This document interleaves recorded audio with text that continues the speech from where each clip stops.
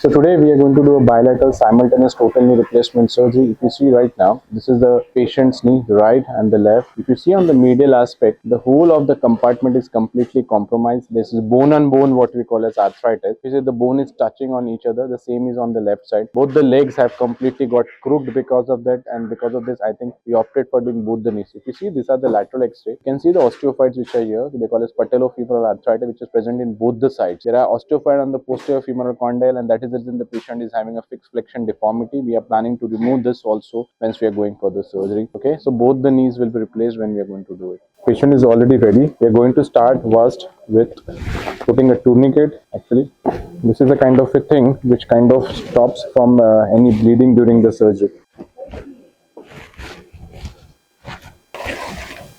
Beginning of the surgery, we're going to start with taking the skin incisions now.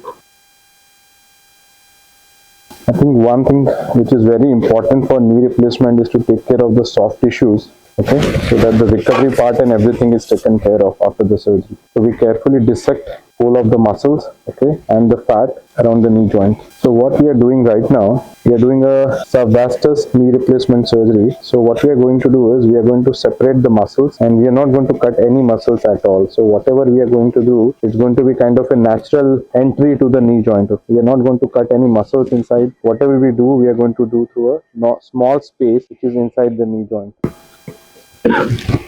This is how we separate the muscles inside the knee joint. And as you can see, without cutting any muscles, we are already inside the knee joint right now. Okay, we can completely address the knee. Knee replacement has gone, I think, a long way with all the current thing what we are using right now in knee replacement surgery. Lots of advances, and one of the very more important thing is the robot. As you can see, it is already on the table. It is sitting, it is waiting, so that when we start, we remove all the extra bones which are there. We call it osteophytes. These are the things which causes pain. We remove all the osteophytes, whichever osteophytes are there. Important part of a knee replacement surgery, that you have to remove all the bone which is bad from the knee joint to begin with only. There's no normal structures which are there. We are removing the structures which are excess structures. We are removing the structures which are damaged, which are already inside the knee joint, so that we can gain entry to the knee. We're trying to reshape in the patella so that it looks like a flat one what the patient had before he started developing this arthritic thing. Just look for some extra cement which is still there. Meantime, they will wash it, and then we can start with the closure part of it.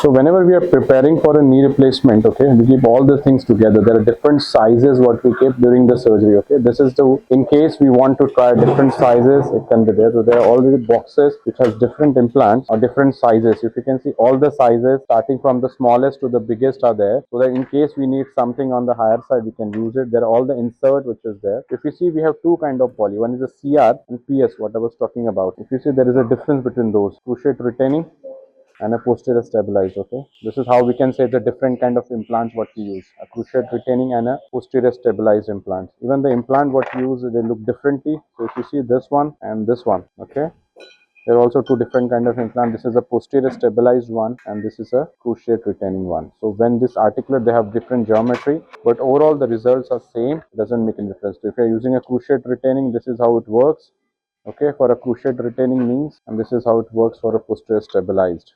Okay, so there are two different kind of an implant what is universally used. So if you see, most of the implant what you use right now can be divided into two parts: the cruciate retaining one, this, and the posterior stabilized. We are going to remove the PCL, and this acts as a PCL for the patient. The cruciate retaining, we keep a space here so that the cruciate articulates, and this goes for the cruciate retaining one. If you see the amount of damage what the knee has, okay, see this part, this is the inner part of the knee, it is completely damaged. The outer part is also damaged, and you can see the extra bones which are there already. They are called at all osteophytes which are there. So this kind of it, with no cartilage left, you see, this is the complete bone, bare bone. Normally there should be some cartilage, thin cartilage, which is not present in any of this thing. That was the reason the patient was having excess pain, and that is what we have removed completely. If you see the size what we put, okay, if you see, we can match it over here how we are going to. So we put a size 2, see how good it matches. So this is how what the perfection of the robot looks like. You put a size 2 here, okay, and it matches. So this is how we used to use it earlier when we were not used to go to robot. So we know that this is a size 2, and the patient has a size 2 right now.